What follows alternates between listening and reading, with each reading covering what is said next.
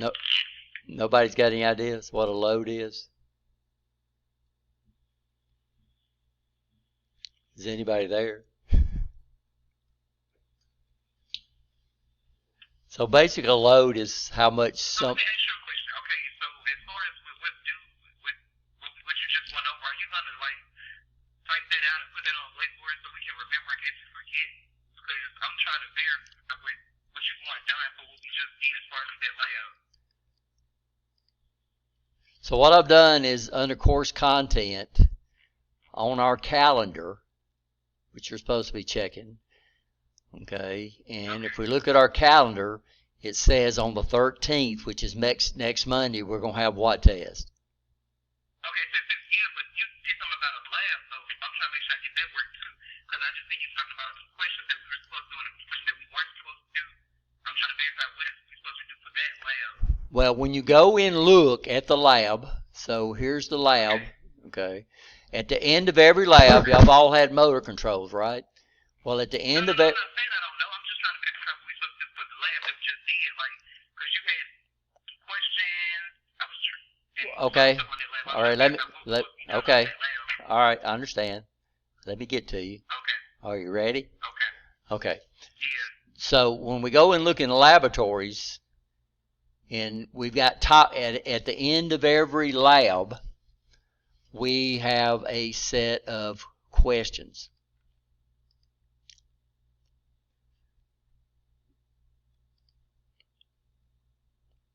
So we just finished up this proximity, right? So supposedly, by now, while we did the labs, we did some things. Y'all was supposed to draw the circuits, and I've been sending y'all texts saying this is due and this is due and this is due, right? So y'all had to draw out the circuits, and then at the very end of the lab, so this would be lab 1, at the very end of the lab, you had these questions you had to answer. And we didn't do those in class. You're supposed to do that on your own, right? Yeah. Then lab 2, we did that. We drew some circuits here. Yeah. And then we should answer these questions. So then this is lab 3. This is the one we just got through. Yeah. Okay. And we did our design project. Most of y'all submitted that. Some of y'all didn't. If you didn't submit it, I'll go ahead and give you an opportunity to do it again.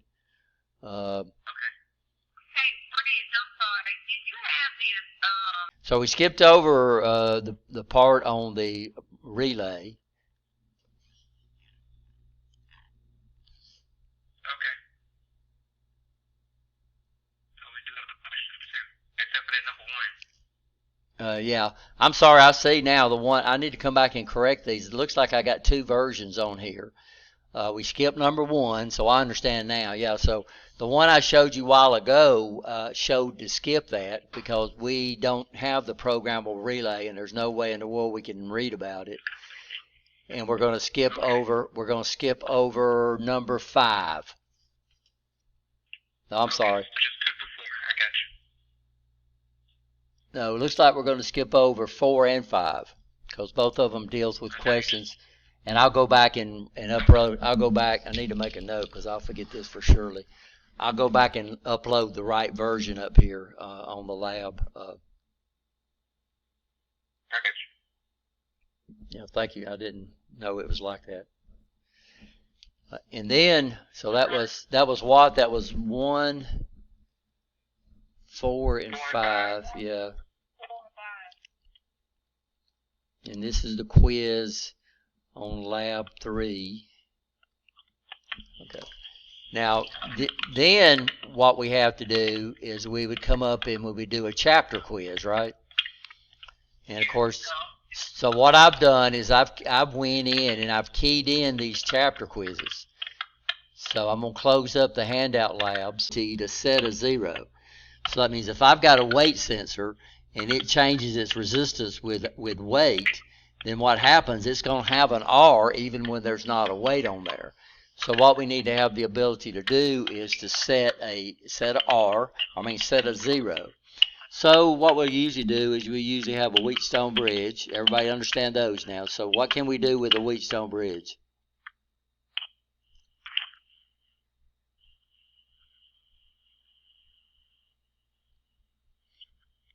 Nobody out there knows. This is very, very important. You're going to run into these on all types of sensors, especially sensors that vary their resistance with what they measure.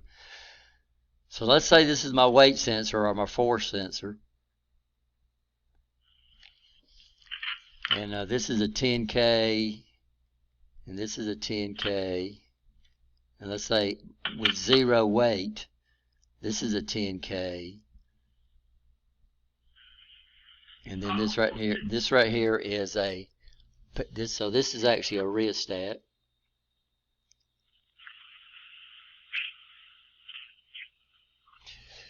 So what I'll do is I'll come over here and I'll take my output off right here. So right now we'll just put a voltmeter.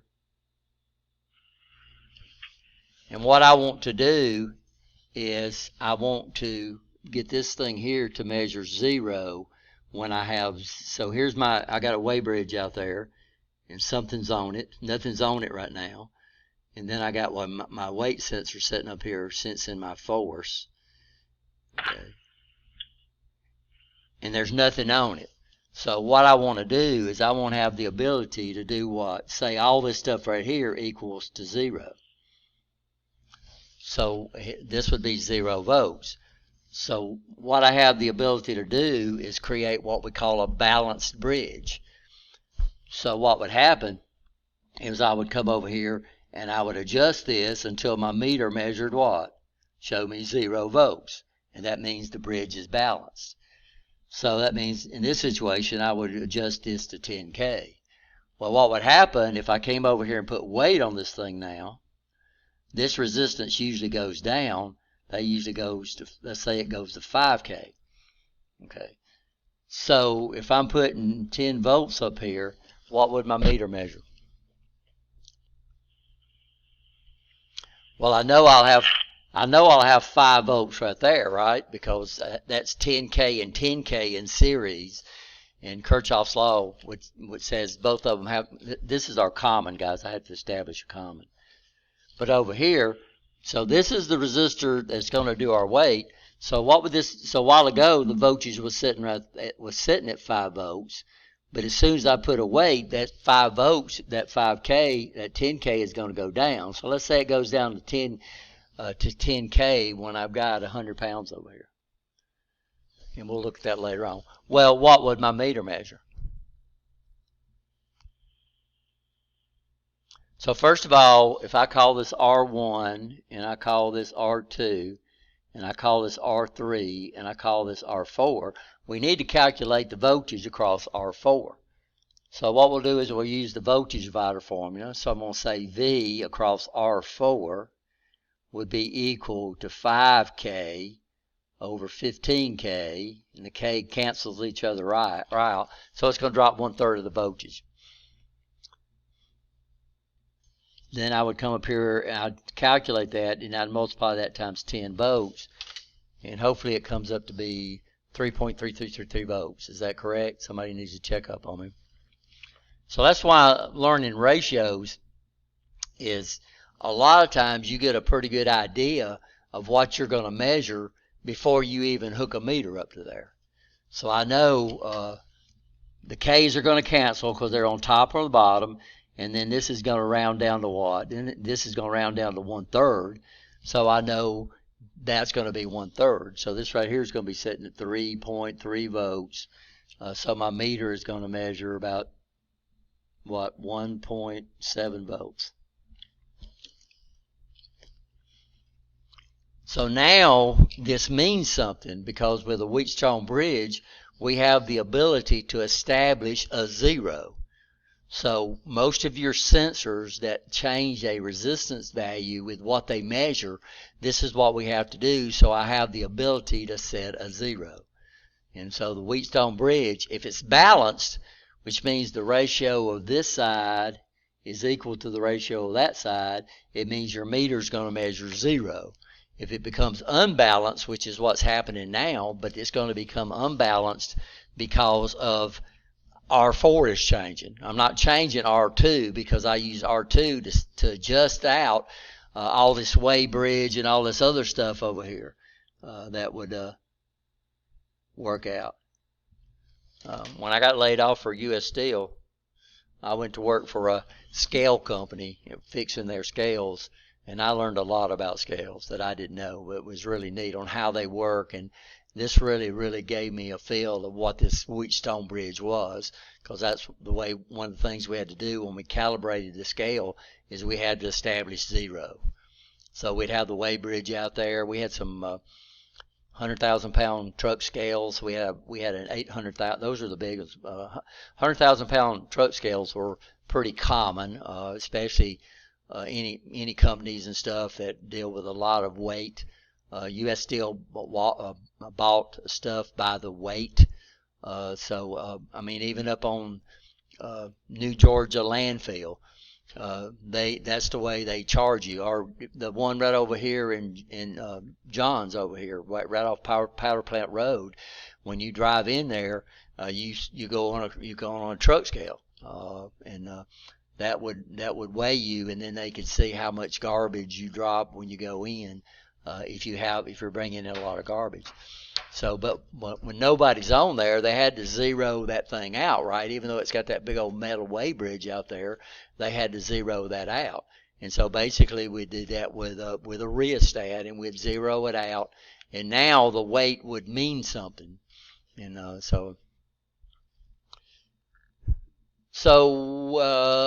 cells, the first thing we're going to look at, probably the most popular, most of the popular sensor we have to sense weight that's very accurate is what we call a bonded wire gauge.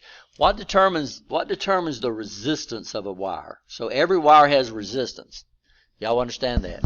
Even though if we choose the right size wire, the right gauge wire, then to us it's going to measure zero with our meter. But what determines the resistance of a wire? What it's made of? Yeah, the material it's made out of. Thickness. Yeah, the thickness of the gauge, good. And what's the length and temperature? Yeah, length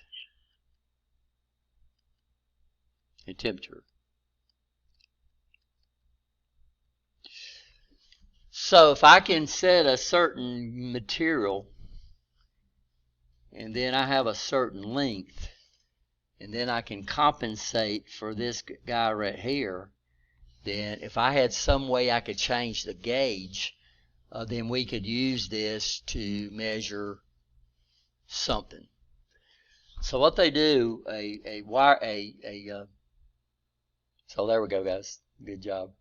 So this is the way a strain gauge works.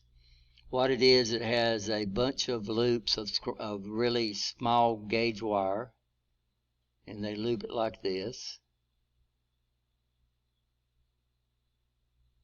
And then we bond it to something.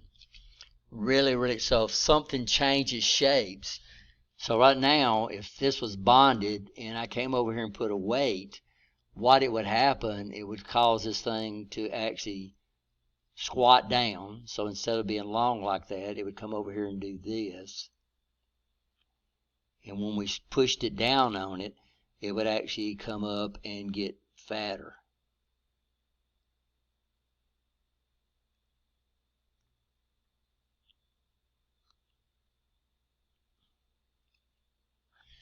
So it's like, you had a balloon and you blew it up, right? And then you come up here and you put this against the surface and you push down on it, then what's going to happen? It's going to do what? It's going to bulge out. Well, what happens when we're doing the same thing with the strain gauge, when we put force on the strain gauge, then what happens, it causes it, weight comes up here, it pushes down on it, it causes it to get shorter and fatter, which means R is going to go down. But we could also use it opposite. I could come over here and have my strain gauge, and then I could mount one side, and then I could pull on it. Well, when I pull on it, it's going to come over here like when I pulled on the balloon. What would happen to the balloon? Well, the balloon would actually stretch out and get smaller. So the same thing would happen here. So what would happen if we came over here and run it in what we call tension? Then it would get longer and it would get thinner. So here R would go up. Now we're talking thousandths of milliohms, right? You understand? But this is very, very, very accurate. So the only thing we have to do now, so I can use these things, I can take these strain gauges and I can bond them up to something that warps when we put a force on it. It literally warps. It'll warp the strain gauge and either pull on it, which will make it thinner, which will cause R to go up, or it'll push on it and make it fatter, which will make R to go down. So what we're doing with strain gauges is we're changing the what? The strain gauges actually changes size proportional to weight. And I lost temperature, guys. So what we have to do is we have to come up with some method to compensate for temperature. So these guys changing R. So that means for sure we're going to put this inside a Wheatstone bridge.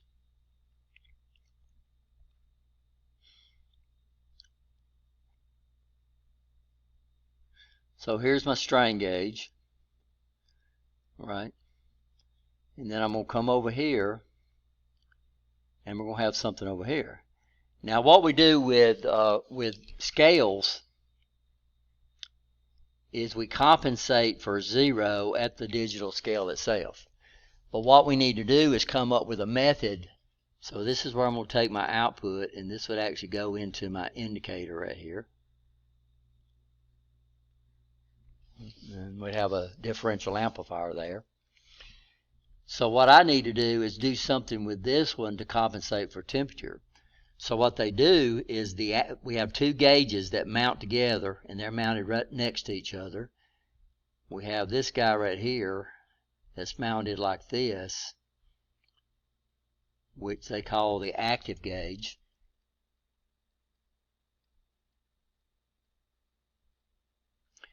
And then we have one mounted right with it that acts like this. It's mounted like this. And this is the compensation gauge.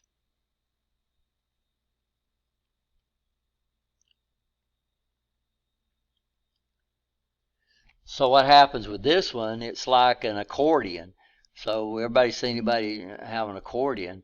When we come over here and pull on this thing right here doesn't change. It just pulls up, right? So what happens is it comes up here and it would do like this, but the gauge is not going to change.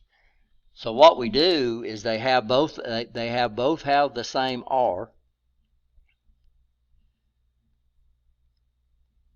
So we would get some output over here. Now when this one comes over here and it changes with temperature, so let's say the resistance goes down, then this top compensation gauge, since they're mounted right together, it goes down at exactly the same level. So if we were sitting at 1 volt right here, and this was 1 volt right here, well, when this one went down, this one would go down, and it would keep this thing balanced, right? So this might go to 1.5 volts with temperature. With this one right here, I'm sorry. This one right here would go down 1.5 for temperature.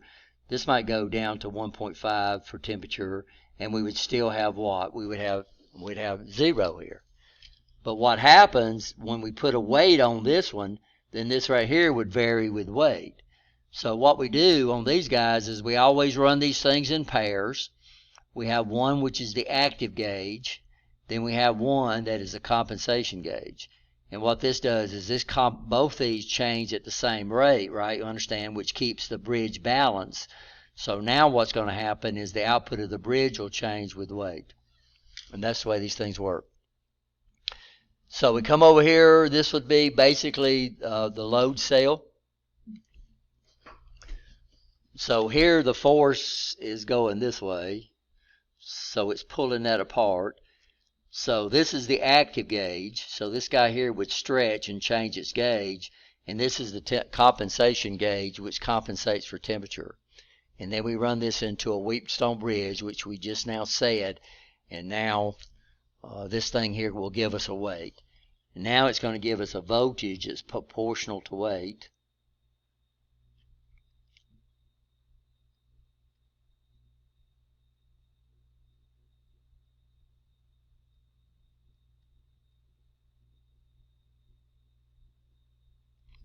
right there. And that's what actually would go into our indicator. So these things come, we buy these things, they're called load cells, and the load cell consists of all this stuff right here, except for the power supply. So the power supply is going to have to be external. So load cells basically is the Wheatstone bridge. It usually even has an amplifier in it that we can actually power up, and then we can come over here and buy them as units like this. So this is load shut cells. So this would actually be another picture. This one, the biggest ones we had was 100,000 pound. No, I'm sorry, was I can't remember, 50,000 pounds. Yeah. But look, this is how much out. So we're going to power this thing up on. We're going to power it up on 10 volts. And it says we get 10 millivolts out for every volt we put in. So that means we would only be getting, when this thing, if this was a 50,000 pound scale, then what would happen is that if we had no weight on it, we would get 0 millivolts out. If we put 50,000 pounds on here, then all we would get would be 20 millivolts. But these guys right here are extremely accurate. This is what we buy and sell off of. So these guys are extremely accurate. We can come in and, like I said, we buy and sell off these things. You know, when you go into Walmart and they weigh your stuff, odds are what's actually doing the weighing is a load cell, which consists of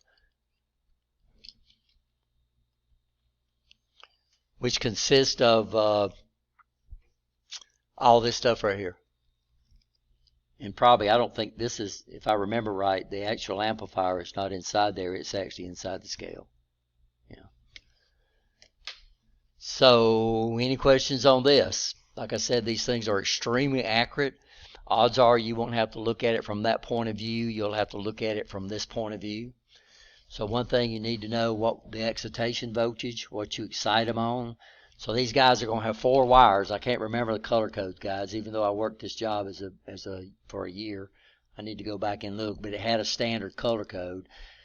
2 of them are going to be your excitation voltage, so plus and 0, and then 2 of them would give you a voltage out that's proportional to the weight. Now these guys, these are shear beams, and these are actually pictures of true load cells, guys. And I don't know if you can see it or not, but here's the 2 gauges mounted right here.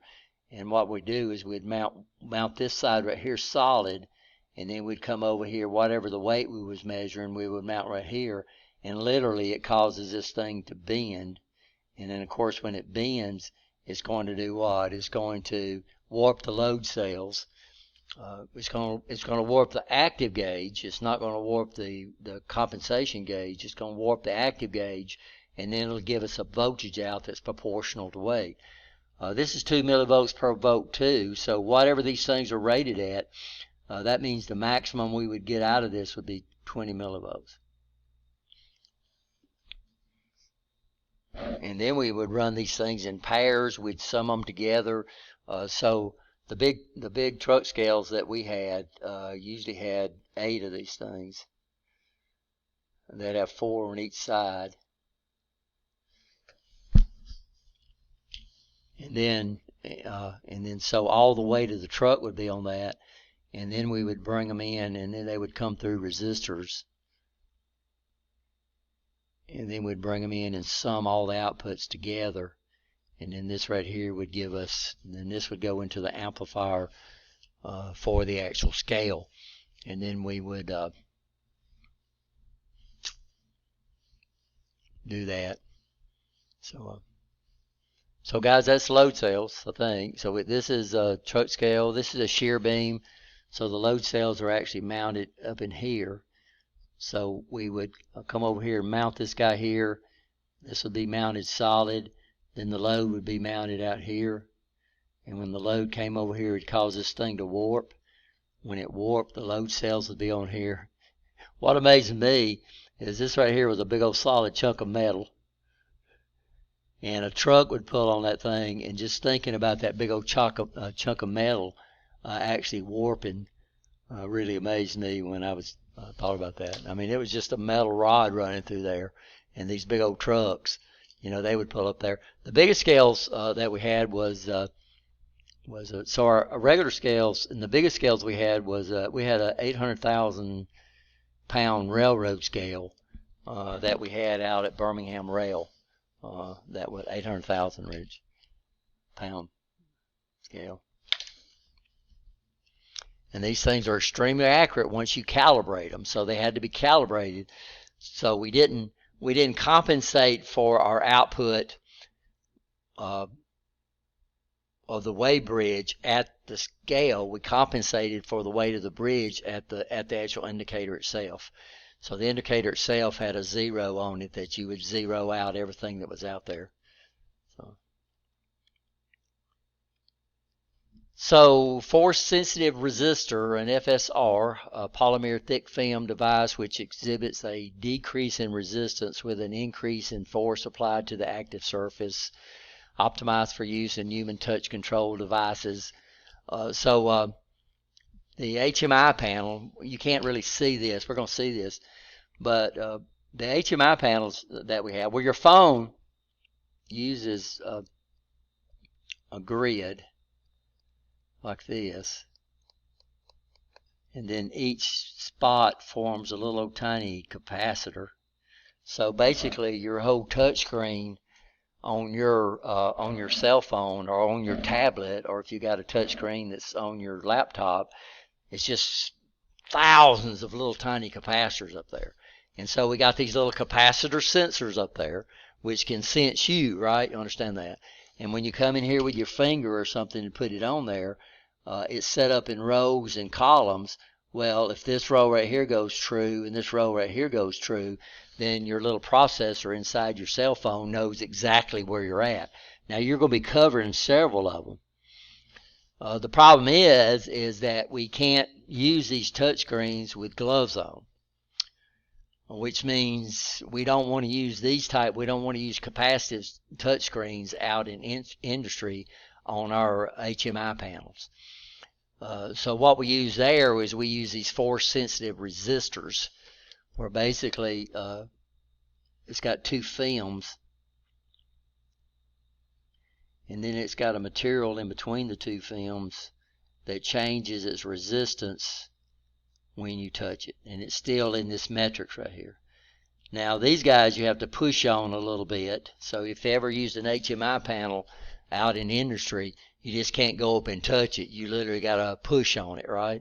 And what we can do with these, since they don't work on that capacitive effect like your cell phone does in your tablets, then what that means is we can activate these things with gloves.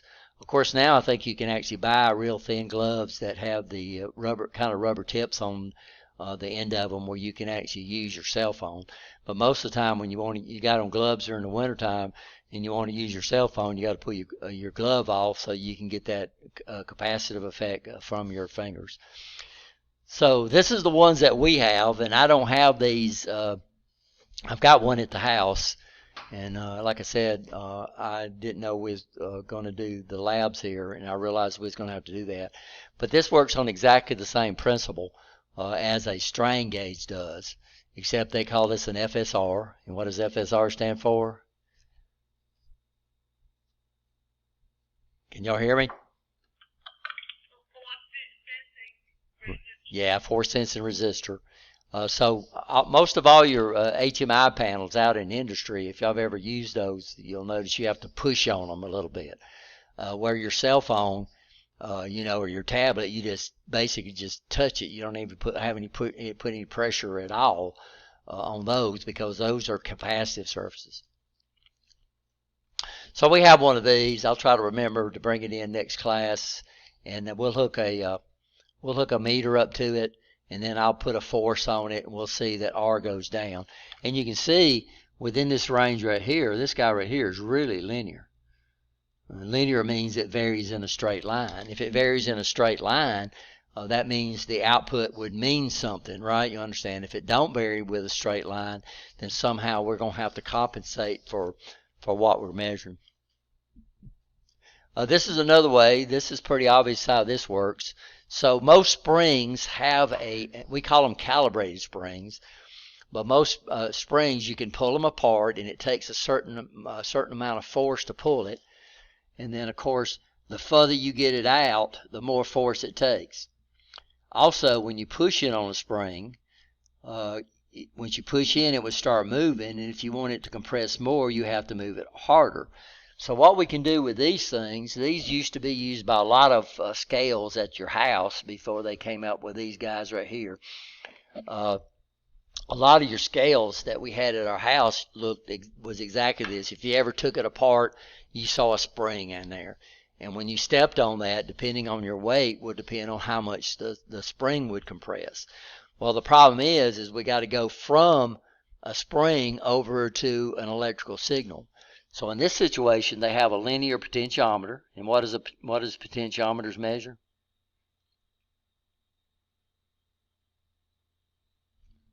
What's that? Position? Did you say position? Yeah. Yeah, that's exactly right. Yeah, so what happens is that we come over here and we take this spring, this calibrated spring. Calibrated spring means it's just they trim it until it has a precise expansion and contraction and expansion force. So the further you pull a spring apart, the harder it is to pull. The less you pull it apart, the less it is to pull. So these guys are just calibrated. They're made really, really precise, so they compress at a certain distance for a certain force, or they expand at a certain tension and a certain when you put a certain tension on that. But the problem is we have to take that and we have to convert it over to a voltage. So in this example, what they're doing is they're taking the rod, which is connected to the calibrated spring, so it moves in conjunction with the spring. And when this moves, it moves a potentiometer, and then, of course, the output we get off a potentiometer would be proportional to the weight.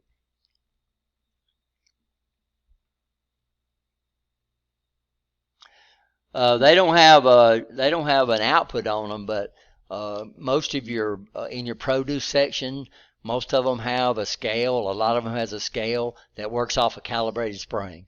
So you go over there and you take your fruit. There's some way you can zero out the force of the whatever you putting your fruit into, and it's just a calibrated spring. And when you come over here and you put your fruit on that, what does it do? It either tries to pull the spring apart on your indicator, or it tries to push it in. Usually what it does is try to extend it, and it'll move a certain distance depending on how much force or how much tension you put on that, and it'll come up there and show you the weight. I think they still have one down here in Walmart in Bessemer where they have the where they have the produce scale over there. So of course, you can't buy and sell off those things. We buy and sell off of load cells or force sensing resistors over there. I don't know what they actually have on their little weigh stations that they have at most checkouts now, where they can actually weigh your fruit or your produce. So this is just taking the same thing, and we actually show this schematic here. So what that would tell me is 0 to 3 volts. I don't know what that means. They got 6 volts applied, but I know if I've got 3 volts, then this guy would be right there, right? You understand? And then that actual force would indicate a weight. So if I got 3 volts out, that might equal to 100 pounds. And once we know that information, then we can calculate a transfer function. And then once we get a transfer function, then all these different voltages out that we get would mean something, right? I got some of this too. This is carbon film. So the problem with carbon film is these guys are not extremely accurate because carbon changes a lot with the temperature. But carbon film, I'll try to remember to bring that over. Let me make another note. I need to bring my FSR And I need to bring my carbon film.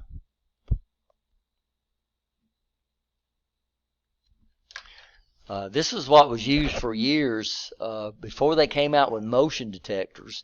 And some of your older stores might have this. This is what they use to sense when somebody comes in on the door. These used to have they had rails on the side, so you had to step on the black mat down on that, and you'd come in and you'd step on that, and it would open the doors. This is still very popular in robotics, where they'll take these mats out, these resistive foam mats out, and they'll put them out around the work area of the robot. And if somebody comes in and steps on one of those pressure mats, then it should stop the robot. So these are still popular in robotics for these pressure mats. I don't know if any of y'all see these. This is where pressure mats would be used where you cannot put the robot in a cage. So the most popular method of keeping people killed by these big old robots is to put the robot in a cage. But if we are under a situation where we cannot put the robot in a cage, then pressure mats, light curtains, and pressure mats are still very, very popular. In fact, KUKA Robotics borrowed our KUKA robots, and they took it down in Mercedes. They were having a family day there, and they came up with a program where they put this tray full of Skittles down at the bottom, and then they put a trough in the top. And when somebody would come up and step on the pressure mat, the robot would swing down and scoop up a bunch of Skittles and drop it into a trough, and it would fall down and go into a cup. It was pretty cool. But they were using a pressure mat on that situation, even though the KUKA was inside a cage. They wasn't inside where the KUKA's at. Somebody that's been over an H111, you've seen our KUKA robot, but that's what they triggered it to tell it to go out and pick up all those Skittles. Was they put a pressure mat back on the back where they had the exit for where the robot dropped the Skittles, which is pretty cool. And they didn't give that to us, and they didn't give us the program either, so that was... So guys, that's about it for force sensing devices. These are about the only things that I know of. Does anybody know of anything else out there? So force sensing resistors, strain gauges, which are very, very popular, especially for buying and selling. These things are extremely accurate. They're designed to compensate for temperature, so we can use these in harsh environments. Like I said, most of the truck scales, we had some that had a big old trough on the bottom, and the scale was up here, and we had one where the scale wasn't weighing right. And we went out there, I forgot what it was over in Wylam, and we went out there, the place that makes the roofing tiles. We went over there, and the whole thing was full of water, and it was literally floating the weigh bridge, so it didn't weigh right. Their sump pump had went out on them, and they didn't realize that their sump pump had gone out, so it filled up in water. They drained it out, came up. We came back and recalibrated it, because when it pushed the load bridge up, it caused a little problems.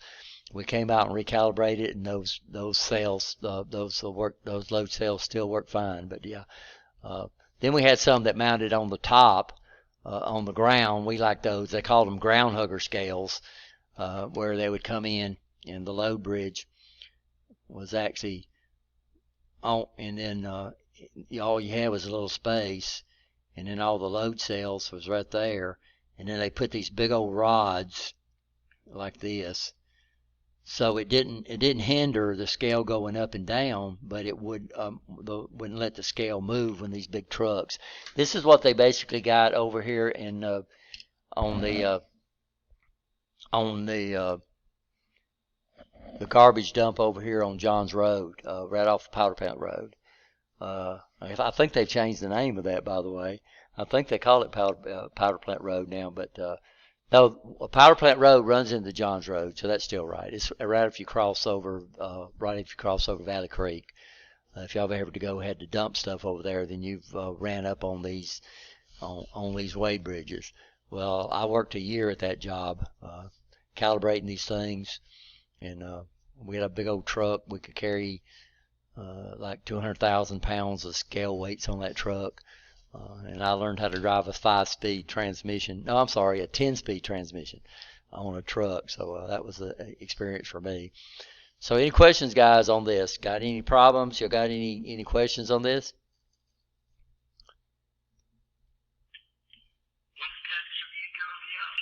Test review will be out as soon as I go back and look and see what's on the test review. In fact, let me look at it right now while we're recording this. I'm listening. If it's got more on it, guys, we might.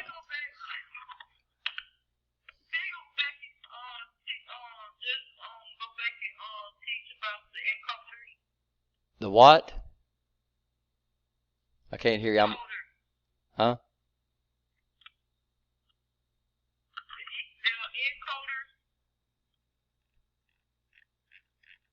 Okay, hold on. Let me look at the test review and see if we need to do another lecture today.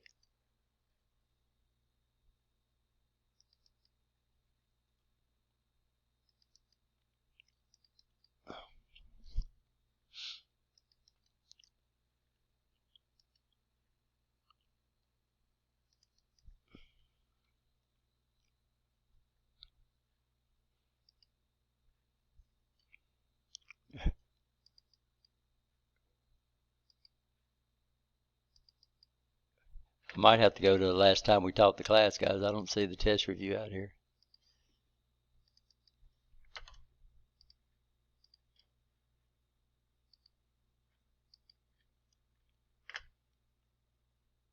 I'm going to pause the lecture.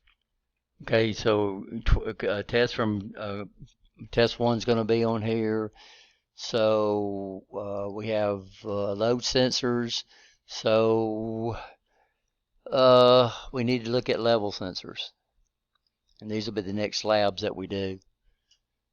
So we've looked at DC tacks, strain gauge, AC tacks, incremental encoders. We talked about a calibrated spring, talked about calibrated carbon foam, Wheatstone bridge, strain gauge, low cell, and then photoelectric sensors.